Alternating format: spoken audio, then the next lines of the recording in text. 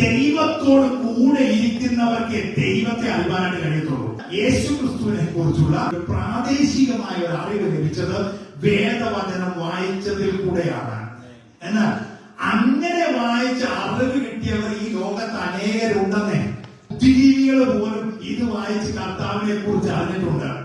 നിരീശ്വരവാദികൾ ഇത് വായിച്ച് കർത്താവിനെ കുറിച്ച് അറിഞ്ഞിട്ടുണ്ട്. ദൈവമില്ല എന്ന് വാദിക്കുന്നവർ ഇത് വായിച്ചിട്ട് ദൈവത്തെ കുറിച്ച് അറിഞ്ഞിട്ടുണ്ട്.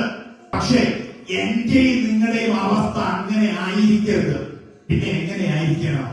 ഞാൻ കർത്താവിനെ അറിയണമെങ്കിൽ ഞാൻ കർത്താവിൽ വസിപ്പാനായിടയാണ്. കർത്താവിൽ ഞാൻ ആയിരുന്നെങ്കിൽ മാത്രമേ എനിക്ക് കർത്താവിനെ അറിയുവാനായിട്ട് കഴിയത്തുള്ളൂ. ശിഷ്യന്മാരോട് ചോദിക്കുമ്പോൾ ശിഷ്യന്മാർ പറയും, ഞങ്ങൾ 12 പേര് ഞങ്ങൾ ഇന്നർ സർക്കിളിലുള്ളവരാണ്. അപ്പോ ദൈവത്തിന് ഒരു സർക്കിൾ ഒരുക്കിയിട്ടുണ്ട് അല്ലെ?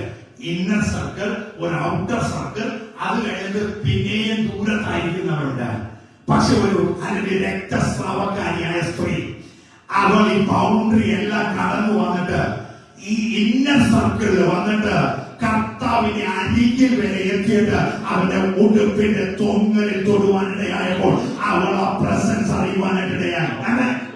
വെറുതെ ഒരു തോന്നൽ വിചാരിച്ചാൽ ഇവൾക്ക് ഇന്നർ സർക്കിളിൽ എത്താൻ കഴിയത്തില്ല.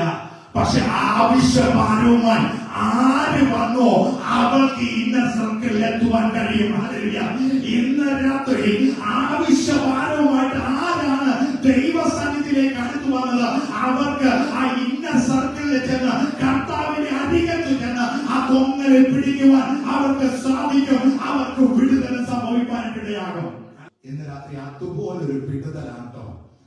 അവൻ ഏറ്റെടുത്തോ. അതുപോലൊരു വിടുതൽ വ്യാപരിക്കുക.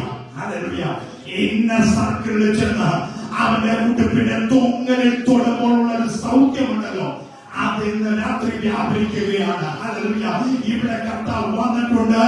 അവന്റെ സാന്നിധ്യം ഞാൻ അനുഭവിക്കുന്നുണ്ട്. അതിന്റെ വിടുതൽ ഈ ആലയത്തിനകത്ത് വ്യാപരിക്കുന്നുണ്ട്.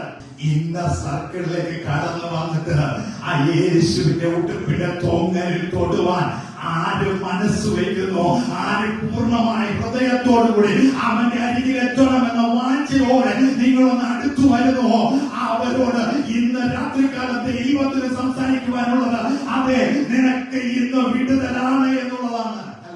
നിന്റെ സകലവിധമായ ആവശ്യങ്ങൾക്കും, നിന്റെ